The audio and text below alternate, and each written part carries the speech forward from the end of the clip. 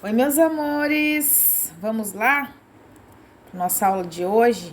Hoje, quarta-feira, dia 24 de março, né? Temos História e Geografia.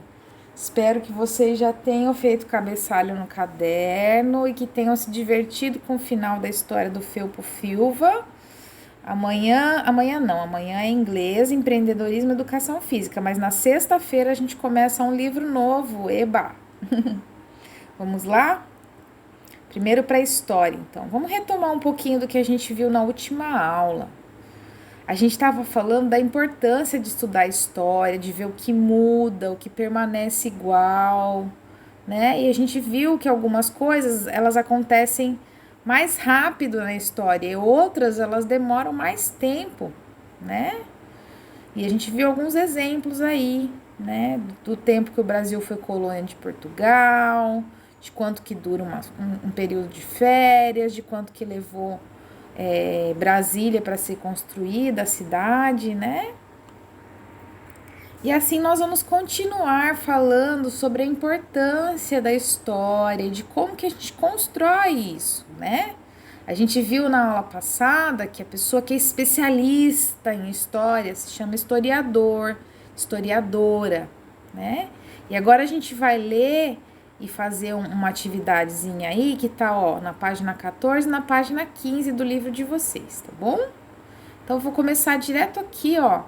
Vocês, por favor, acompanhem a leitura aí, tá bom? No livro de vocês. E se precisarem, depois vocês me chamam. Vamos lá?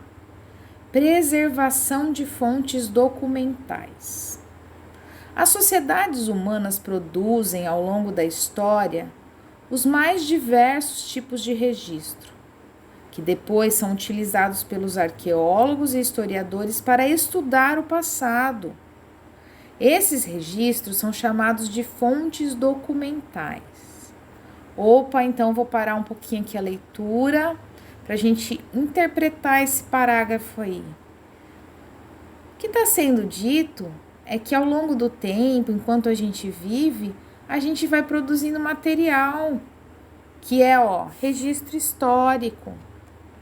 Fotos são um exemplo disso, textos que a gente escreve, né? Mas há muitos outros. Vamos ver? Todo o material do passado que fica preservado é capaz de nos transmitir informações sobre como as pessoas viviam em tempos passados. Precisamos das fontes documentais para compreender as diferenças entre a forma como vivemos hoje e a maneira como se vivia antigamente. Ó, a gente tem lá no nosso livro uma foto, né? O que muda será para os tempos atuais em relação a essa foto? Essa foto, ó, quando a gente quer saber o que tá num quadro ou numa foto, a gente recorre à legenda, ó, que é a legenda dessa foto. Descendentes de imigrantes italianos, estado do Rio Grande do Sul, 1909. Puxa, já faz um bocado de tempo aí. E olha só, o que será que muda? O que será que permanece? Conversa aí com quem está estudando com vocês, crianças. E vamos lá, continuar a leitura do texto. A gente leu o primeiro e o segundo parágrafo, agora vamos para o terceiro. Para guardar e preservar esses documentos, estamos aqui, ó, foram criadas instituições como arquivos, museus e bibliotecas. Nesses locais, existem pessoas especializadas na conservação das fontes, como arquivistas, biblioteconomistas e museólogos. Ai, nomes complicados, né, crianças? Mas são as pessoas que trabalham nesses lugares, nas bibliotecas, nos arquivos, nos museus. Vou continuar a leitura aqui. Algumas instituições ligadas ao governo preservam os documentos que chamamos de fontes oficiais, como as leis e os tratados de um país. Mas nem sempre a história oficial mostra todos os lados dos acontecimentos.